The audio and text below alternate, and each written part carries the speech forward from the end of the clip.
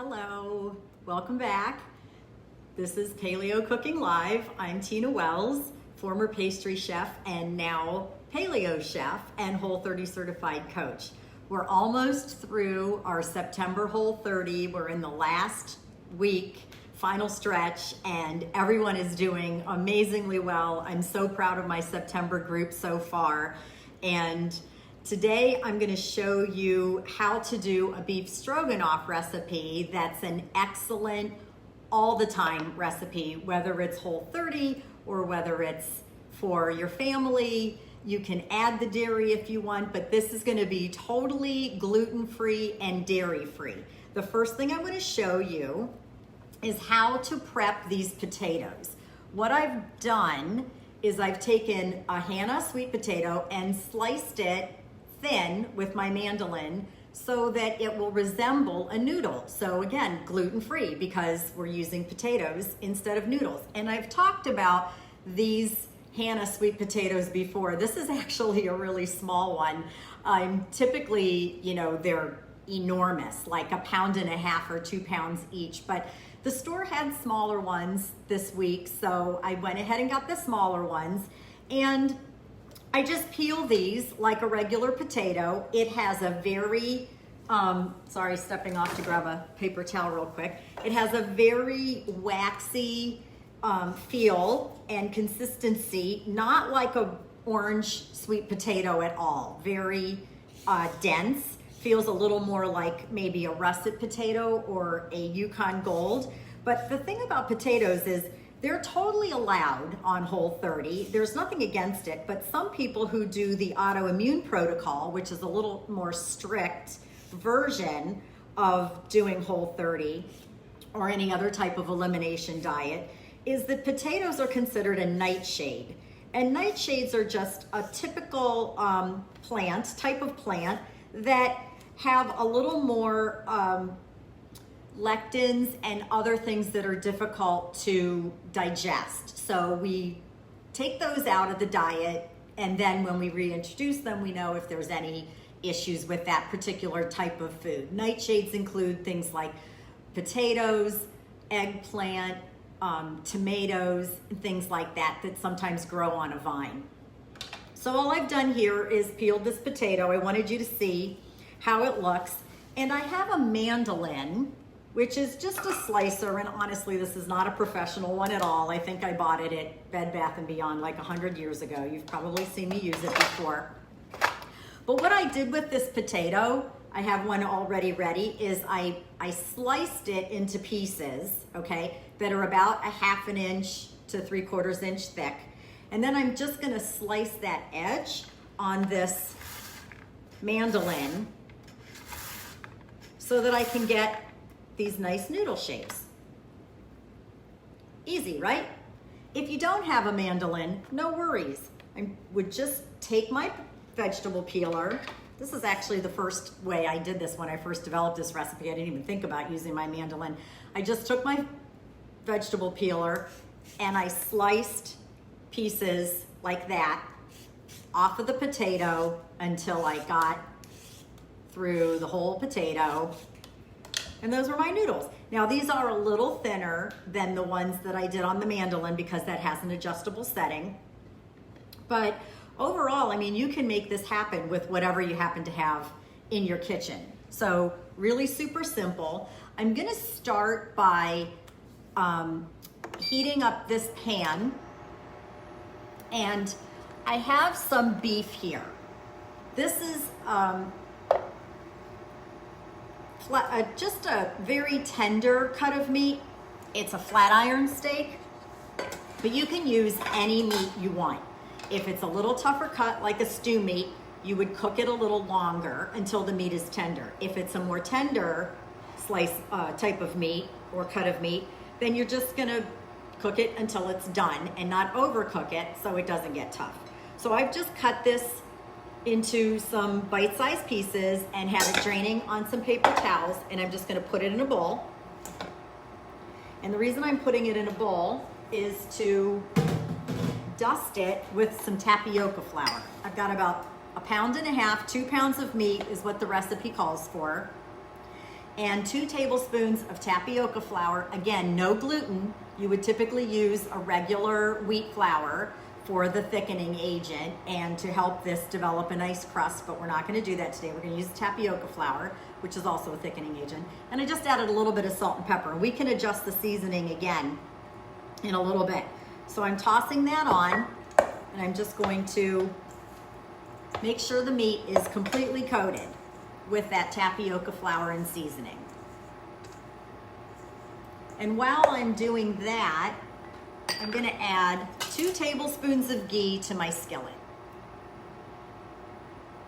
I have 4 tablespoons already prepped, and we're gonna use 2 tablespoons for the meat, and then once the meat comes out, we'll use the other 2 tablespoons for the onion and mushrooms. This is gonna be mushrooms, onions, some beef stock. We'll cook the potato noodles. I've got water already boiling on the stove. And you'll see how quickly this comes together, especially if you're using a cut of meat that isn't so tough. But trust me when I tell you, this is a great way to use a cheaper cut of meat. Cook it a little longer, let it braise in the liquid until it's nice and tender, and it really is just as delicious. So use what you can afford. This looks like it's just about right. I think you can tell it's kind of shimmering. And this is the trick with sauteing or browning any meat. We want to get a good crust because we're going to seal in all the juices and the flavor. So you don't want them to touch. You don't want to just dump them in and pile them on top. You want to spread them around, and then you don't want to touch them. You'll notice I rarely ever cook with nonstick pans. I don't see the reason to add all those chemicals to my food. If you know how to place the food items in the pan and let it cook accordingly, it doesn't stick. It's gonna build its own crust. It's gonna release from the pan. We're probably gonna have to do this in a little batch, couple batches. I can squeeze some of these guys in, just like that. And you can see when you first put them in, they're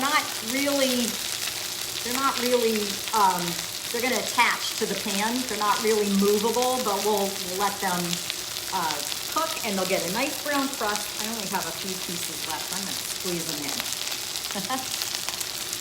There we go. And if you wanna do anything, you might wanna just roll the pan around a little bit to get the butter or the fat that you're using to make sure it's in contact with all of the meat. Let me put this in the sink, and I'm going to show you how I cut my onion.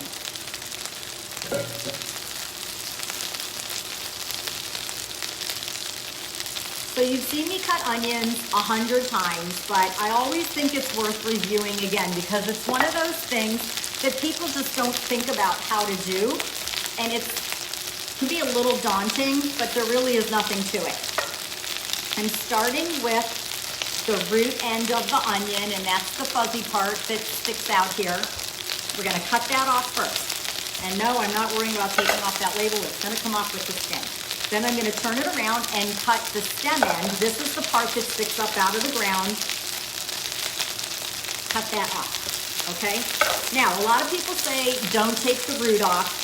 I like to take the root off because it releases the gases, and the gases are what make your eyes tear. So take that off. Then I'm slicing from top to bottom. Just made a slice through maybe the first layer, and all of this skin peels right off.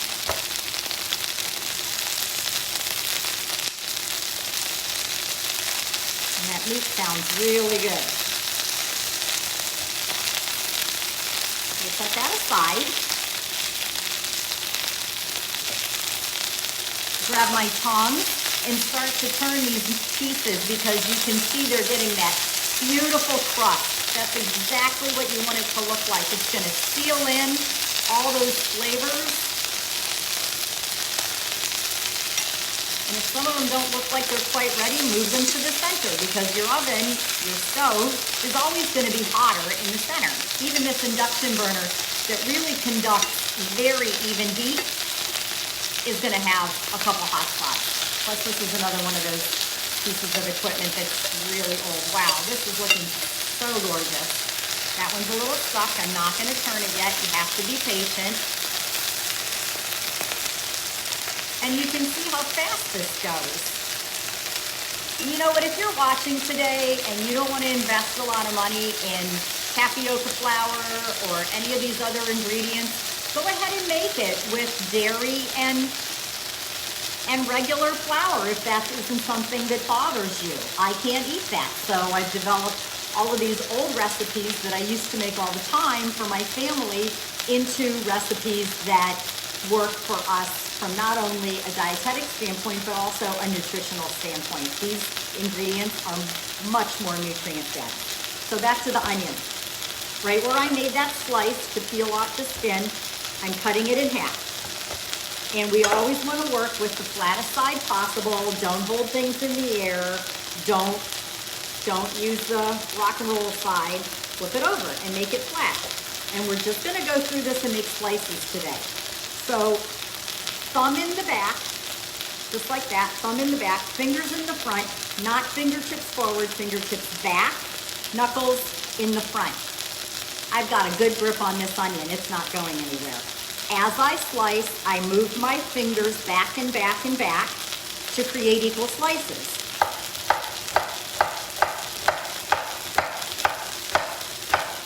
Now it's starting to get a little narrow, so I turn it to that flatter side and I keep going. It's the easiest way to cut an onion. If you needed to chop an onion, you would go through it this way and then go through it this way and then chop and you get your nice dice. But since we're not dicing, I love the slices of onion and the way they caramelize and mix in well with the meats.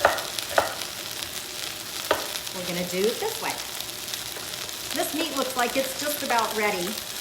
So I'm going to transfer all of this to a plate, just for a little bit. Oh, this is beautiful. And again, because it's tender, it's not going to take long to cook at all. And we've got some brown bits in there. We love the brown bits. Between the brown bits and the little bit of tapioca starch that's left in the pan, we're going to get a nice, thick, creamy sauce. But before we do that, I'm going to set this over here for a second. We're going to add the rest of this ghee right into this pan and let that melt. So this is another 2 tablespoons of ghee. I want to say hi to Marianne and to Paige who are watching today. Thanks for joining me. I know people are busy this time of day, so I appreciate when you take a little time out to see what I'm up to. Maybe it inspires you to try a little cooking. So I'm just going to put these onions straight into that ghee and those little bit of meat juices. And I'm going to turn it down a little bit so they can start to caramelize. We don't want them to get super brown. You just want them to sweat a little bit and get soft. The softer they are, the more they release their natural sugars, and we get a delicious onion flavor without that bite. Now I'm just going to turn this down to about what would be considered medium on a regular stove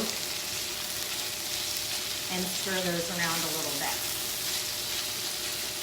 The next ingredient is mushrooms. And I like baby bellas. They're brown. They have a really nice texture. They hold up well in something like this that's going to cook for a while. So I have about 8 ounces, an 8-ounce package already sliced, but I wanted to show you this little trick. To take the stem out of the mushroom, just hold it upside down and push the stem slightly to the side, and you hear a little pop, and it comes right out. That's it. There's a tiny little bit left there that I'm going to take out. That's the easiest way to stem a mushroom. And again, to slice these guys, because all I did was slice them, I'm just going through, same technique, thumb in the back, fingers in the front, and slicing up that mushroom and adding it to the rest of my mushrooms. So these onions are really starting to get nice and soft. I think you can see them there. And some of the liquid that they're releasing is starting to bring that nice brown bottom from the meat up into the onions. You want that to happen. And I'm just scraping the bottom of my pan. Another reason why I don't use nonstick, because if I'm scraping, I don't want that nonstick chemical getting into my food. I'll decide what goes in my food. I love this brand of pans. It's called Made In. It's a very new company, 3 years old. No, I don't get anything for saying that. I just really love these pans. And I think Patsy just joined us. Hi, Patsy. So good to see you. Thanks for tuning in. I'm making beef stroganoff. I've already browned the meat, as you know. The onions are just about there. See, they're getting nice and soft. And now I'm gonna put in the mushrooms. Now the trick with mushrooms, you know, there's always a trick. And one of the reasons people don't like mushrooms is they get soggy. Well, why do they get soggy? You don't let their liquids release. Mushrooms are very dry, very spongy, right? But they're so much water content in a mushroom. So you have to let that release. If you don't let that process happen, you get a very mushy mushroom, which nobody likes. So I'm just stirring this around. And the way you know when the mushrooms have released their liquid is the pan will start to get very dry, even with the onions in here. Things will start to dry up a little bit. And then suddenly there's liquid in the bottom of the pan. I'm gonna grab some salt and pepper. I'll be right back.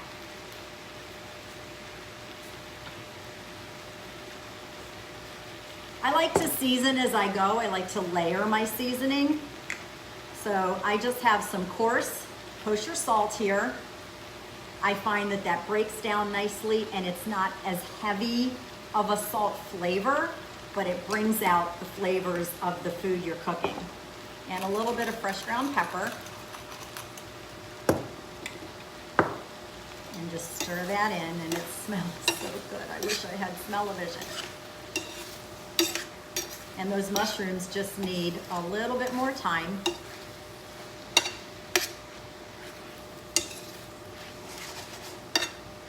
So while those are doing their thing, I'm just gonna clean up a little bit here because you know I love to make a mess. And I wanna talk to you about the rest of the ingredients. As I said, this is gonna be dairy-free and gluten-free. So we've used tapioca starch and we're using our potato noodles instead of an actual noodle. So that eliminates any gluten. And then we're also gonna use coconut milk instead of dairy. Now, when my kids were babies, we had this lovely nanny who came over every day and watched them while I was working. And she brought a lot of recipes to our household. She cooked a lot, but she was a vegan. But she knew that we ate meat, so she would prepare things for us that were just delicious. Now you can see how a lot of the liquid is really coming out of these mushrooms now.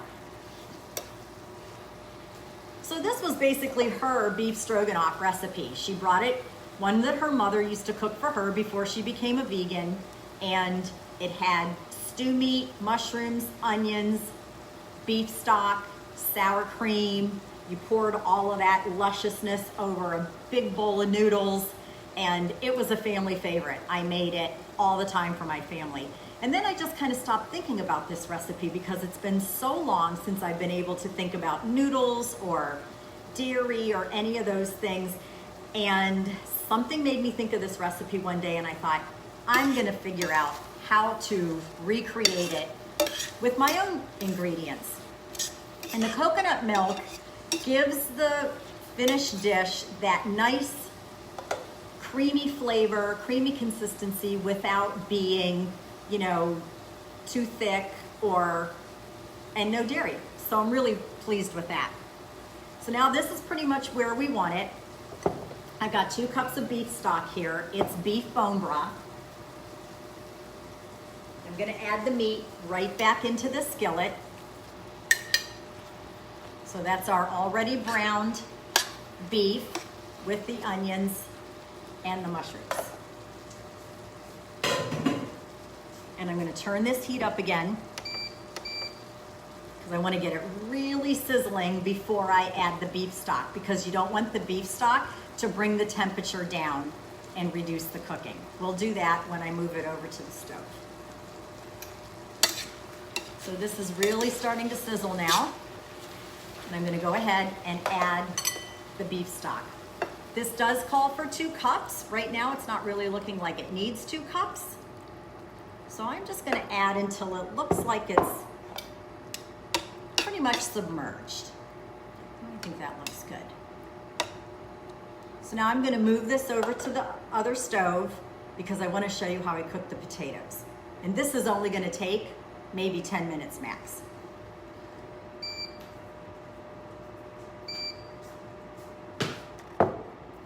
And I'm gonna bring it back up to a full rolling boil.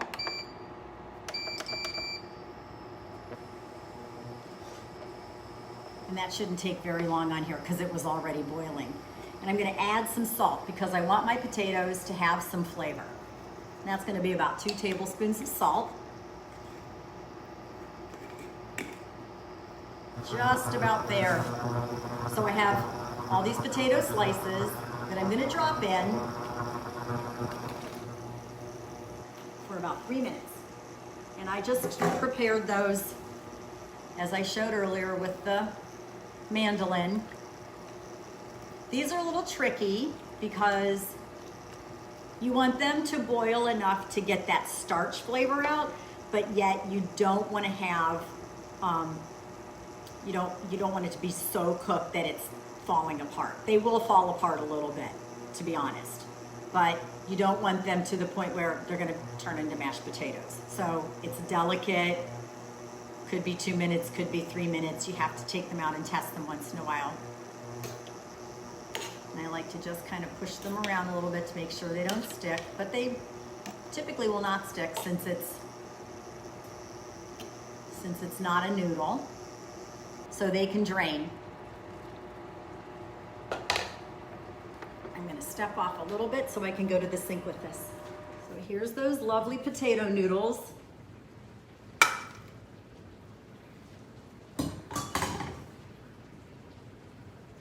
I'm gonna just add a little more salt to these guys. And toss them around a little bit. And you can see it's just enough to hold the shape, but just enough to cook the starch out. And they'll finish cooking even more when you put the hot stroganoff on top. And the stroganoff is really starting to reduce now. You can see how nice and bubbly it is. We want those liquids to reduce. And the meat is nice and tender. Got nice and brown when we browned it first. The other thing that I wanted to do as part of the finished dish is a little rosemary. So I'm gonna grab my cutting board again. And I love fresh rosemary. Look at that, isn't it beautiful? It's gotta be like 3 feet high. So I just push backwards on the stem and the leaves come right off.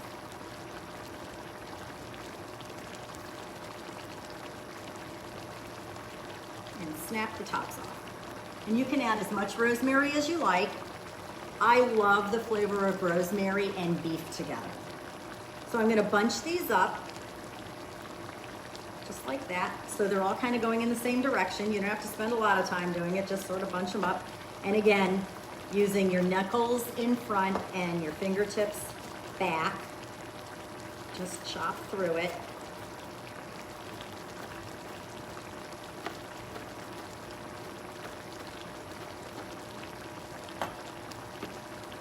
And that's it.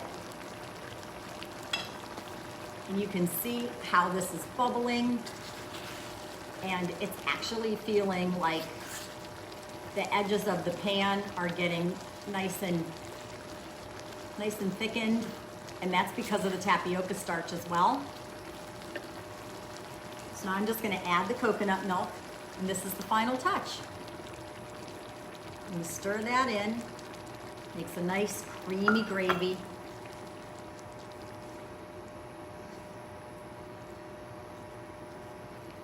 Doesn't that look amazing? Take some of these noodles.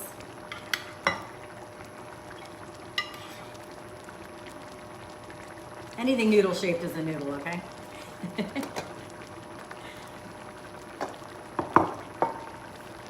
Just scoop some of this delicious meat and sauce right over the top.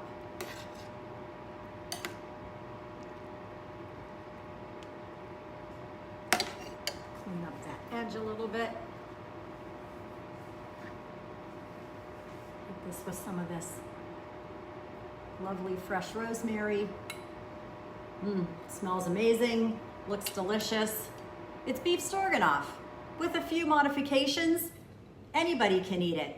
And it's healthy and it's packed with nutrients. This is grass-fed beef from Butcher Box. Again, you can use any cut of beef that you like, depending on the amount of cooking time that you need. Everything will braise in that delicious sauce. Add the coconut milk at the end, and you can do this. Again, we're almost done with our Whole30. Watch for my recipes in November that'll be for Thanksgiving. Be sure to go on my website and register for my newsletter, and I hope to see you again next week. Thanks for joining me.